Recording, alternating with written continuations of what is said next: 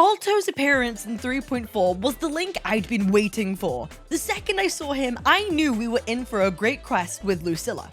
But it turned out he was the bat signal, a sign of something far bigger coming in 3.5. Old faces making a comeback, and that, you guys know, that's something I've always wanted to see more of in Wuthering Waves. If you've seen my stuff before, you might be surprised to hear me this happy about anything to do with 𝑬𝑽𝑬𝑹. I've got a bit of a reputation in this community. The doomer, the girl who's too hard on a game she clearly still plays. But I wouldn't still be playing if I didn't believe in something here. 3.5 might genuinely be the best Wuthering Waves has ever been, and I want to walk through why. And yet, it's almost perfect. There's one thing keeping it an inch short of genuine greatness, and we're going to get into that today. But let's start with an obvious thing. YangYang Zhuaoling. Her 5-star design is genuinely stunning, but what pulls me in was really the decision behind her in the first place. YangYang is a 4-star. The character they give you all in the tutorial. She is the tutorial quest #1 character. She is a solid early support. Her energy regen was always useful, but she was a character that was kicked to the bench as flashier picks took precedence over her over time. Mechanically and narratively, she kind of ended up being an afterthought. Then, 3.5 walks up to that exact character after teasing her significance through the recent MSQs of 3.0 if you've been paying attention, and asks the question I've been waiting for Kuro to ask. What if we gave these older characters a real reason to come back into the story? After all, characters and our journeys with them make the story. I've always said this, and I can already see the comments forming. Oh, they're just recycling a character, they've run dry of ideas, they're reselling someone you already own, it's lazy. I get that reflex and reaction when it comes to SPs. But look at where they revived her. Zhuangfeng, the stretch of Huanglong that sits between Mengzhou and Jingzhou, and holds the line, filtering the tacit discord so the regions behind it stay safe. It's a buffer, a place whose whole purpose is to stand in the gap and keep everybody else standing and safe. Just sit with that for a second. The eternal selfless support YangYang, the character whose entire identity is support so the team can shine, gets her revival in the one place on the whole map that does exactly what she does. Zhuangfeng isn't a region she happens to appear in, it's basically a metaphor for her whole role and existence. And the machinery that gets threaded through Zhuangfeng, parts being rebuilt to keep TDs from running wild, that's YangYang too. Something restored, revived, made better, able to come back and once again help out her team. I love when a character is written this cohesively and beautifully into their environment. When the place and the person kind of say the same thing narratively, it all just fits and makes me feel very happy inside. Call it recycling if that's how you want to view SPs, but personally, I really call it a character growing into what she's always meant to be. And honestly, I just wish that instinct turned up more often than it does in 𝑬𝑽𝑬𝑹. And then we have Danjin. No 5-star glow up. There wasn't a new kit to kind of give you and sell you on. She's been the same 4-star we know and love, the community's choice for the ultimate solo endgame character. She was basically the living proof that 𝑬𝑽𝑬𝑹's endgame was actually accessible to everyone. If you could solo Danjin, you didn't have a problem. She's what a lot of us pointed to when we wanted to prove Kuro was doing things right, and yet narratively in 1.0, she never really got a spotlight of her own ever. That all got cut out. 3.5 decides to fix that. Her own exploration quest threaded through Zhuangfeng. That's the part I want us to all sit on for a second. Kuro didn't spotlight her because she tops a damage chart with a banner we're incentivized to pull for.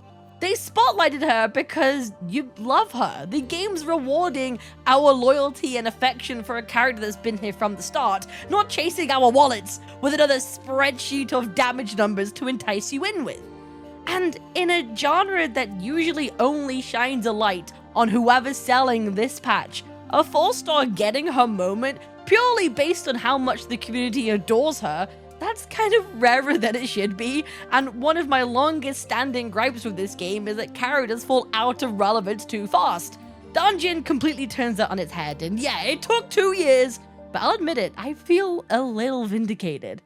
2 beloved 4 stars, one was given a revival in her kit and presence, and the other one handed a narrative spotlight. It's so great.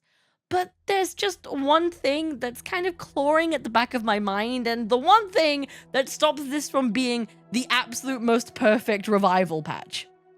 The Reverb Convene banner. On paper, sentimentally, it works, right? The whole original Jinjo cast brought back and finally put in front of you. The faces that made Wuthering Waves what it is, and it's been so long since some of these characters had a rerun that we kind of maybe half assumed we'd never see them again. You pick who to rate up, you can swap that choice whenever, and the first 10 pulls are free. That's genuine generosity, I'm not going to pretend it isn't, but for some reason I still can't get excited about it. Kuro gave us the old cast exactly as they were. The same kits, same everything. You can bring Gion home again, and then watch him struggle to keep up in the endgame. We've all pretty much agreed that Tower Adversity has crept up and up in HP inflation, and the 1.0 units are the ones having the roughest time of it. It's becoming way more shilled. There's a whole video coming on the state of endgame and WoW, so subscribe for that one. And yeah, maybe the Matrix mode hands some of these characters buffs, but that's one mode. It doesn't follow them into the content where it actually matters overall. And that's what gets me, because this exact patch just proved Kuro can do it. They can do better. YangYang was made to matter again. Danjin, a 1.0 4-star, was handed a reason to care again. Zhuangfeng, the whole region is built around protection and revival. They couldn't have written a better metaphor more clearly if they tried. So when the banner brings back the entire founding 1.0 cast and gives them nothing special, no selector to finally grab the one that you missed, no buffs to make them worth putting out in current content, I can't help but feel it's a bit of a missed opportunity. This was the moment for a banner that actually screamed, "Welcome back! Make it a real selector or make it permanent! Pullable with like standard wishes, anything." Instead, it feels like a nostalgia play that costs you limited Radiant Tides, when that pull value is almost always better spent on someone else. It gives you the warm fuzzy feeling, but it's really actually quite low value. You get to see them again, but you don't really get them back in a way that's useful to you. And there's one character who brings this kind of whole piece together, like Yinlin. I won't pretend that she was some beloved must-pull that Kuro ended up doing massively dirty. She wasn't, okay? She was always kind of mid, we all know it. A character whose weapon was more useful and more powerful than the chick it belonged to, okay? She had a companion quest back in 1.0, and that was really about it. She was never in the main story, and never someone the game seemed sure what to do with, and her kit, coordinated attacks that even back then, never really felt amazing or great.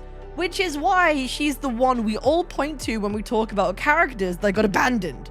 Because coordinated attacks, that whole archetype, died with Cantarella in 2.x, and Kuro kinda just stopped caring about it.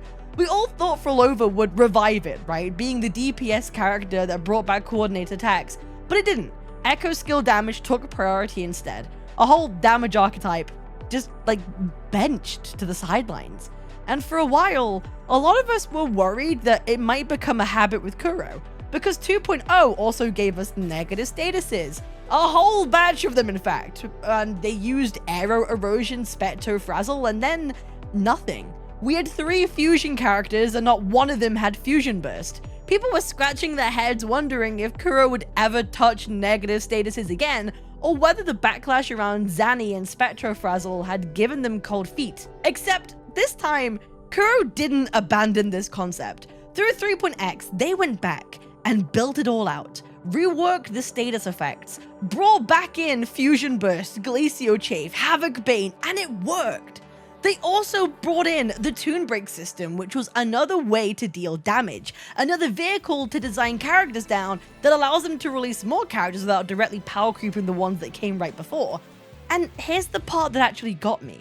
For the first time, Kuro started building switches into kits. Characters who aren't like locked to one particular job. Lucilla can buff Glacio Chafe or feed Echo skill teams. IMS slots into Fusion Burst or a standard Toon Break composition.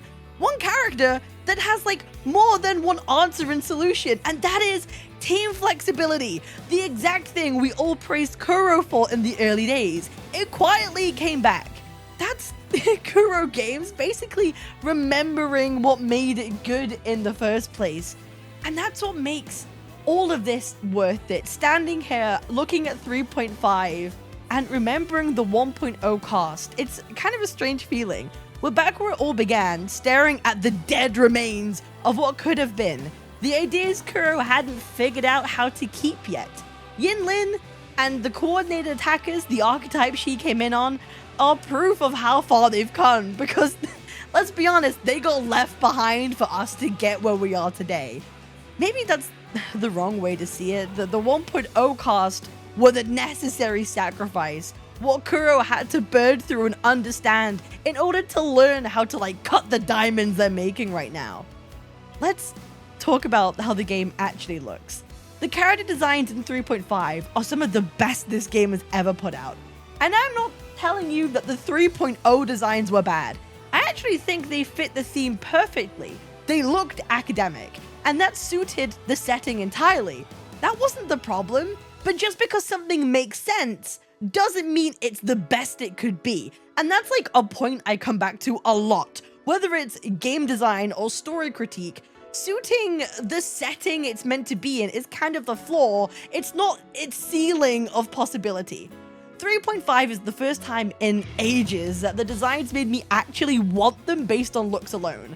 The color and vibrancy is back, and it's a gacha after all. People pull for gorgeous looking characters, and they're doing it on a game that, let's be honest, has no business looking this good for a mobile game, right? Wuthering Waves regularly gets featured on the Apple App Store as a showcase for what a mobile product can be. And in an era where gaming PCs cost more than some people's bloody cars, where AI is driving component prices up and up, making it harder to break into PC gaming every year, while every studio around is hiking up their own game prices, this gives you and hands you a genuinely beautiful game for free. And 3.5 with their characters only makes that offer more tempting. So here's where I conclude and land. I told you at the start, I wouldn't still be playing if I didn't believe in something here. And this is it. I am always hard and critique this game because I'm still in it. I still play it. You don't keep critiquing something you've walked away from, right? Like, you would just quit and walk away. This is so close to being a perfect patch. The single thing holding it that tiny few centimeters back is that Kuro remembered the past without quite finishing the whole job of like bringing them back better and useful. But it's one small cracking critique in something I'm genuinely telling you to play or would recommend someone to play. It started with Alto, the old face turning up where I really wanted him to come back, telling us that the game hasn't forgotten where it came from. And now we have 3.5, those old faces coming home. Kuro Games has made a diamond that's almost perfectly cut. And honestly, it's never looked this good.